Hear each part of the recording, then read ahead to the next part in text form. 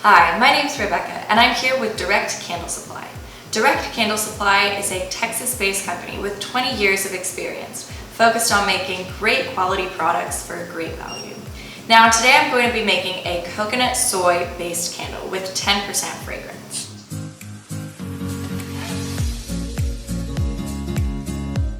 Alright, to start off we're going to take one of our coconut soy wax slabs. So when you receive your product, it will look like this.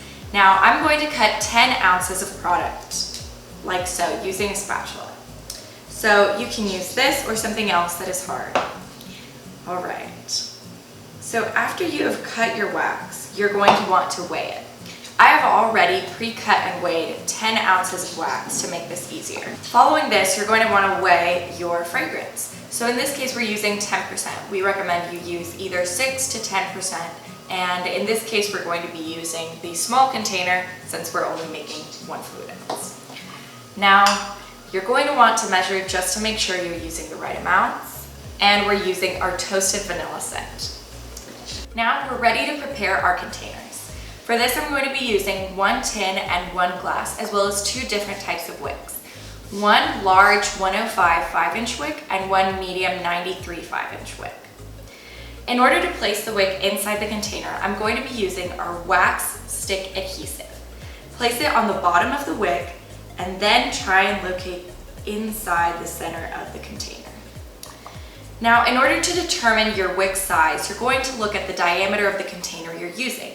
The larger the diameter, the bigger the wick is going to be. In this case, our tin has a 3-inch diameter, which is why we are using the large. The glass has a 2.5, so we are using the medium. Now we're going to use our wood wick holder in order to keep our wick straight while we're pouring the wax. You're also welcome to use other things that you have at home, but this makes it nice and easy. Now we're going to grab our metal pitcher and place our wax inside. After this, we're going to use the double boil method in order to melt our wax down to the right temperature. This is to make sure that it melts evenly. Now we're going to wait until it reaches a temperature of 170 to 175 Fahrenheit before we do anything else. After your wax has melted, check to make sure that it's at the right temperature. Once you have done so, you can go ahead and add in your fragrance. Following this, make sure that you stir thoroughly. Go ahead and stir,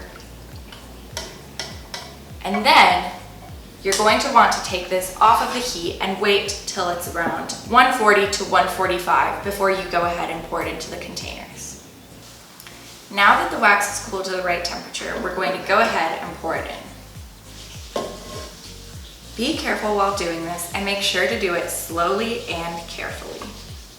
You're going to want to pour until you're about a half to 1 centimeter away from the top. After this, you're going to want to let the candles cool.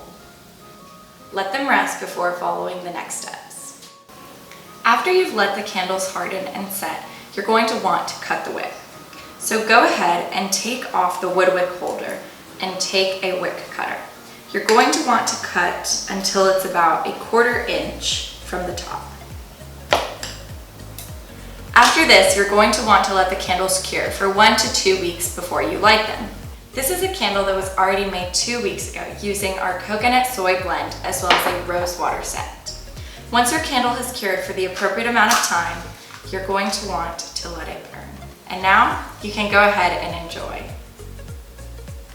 If you need any more help or information, make sure to visit us on our website, directcandlesupply.com.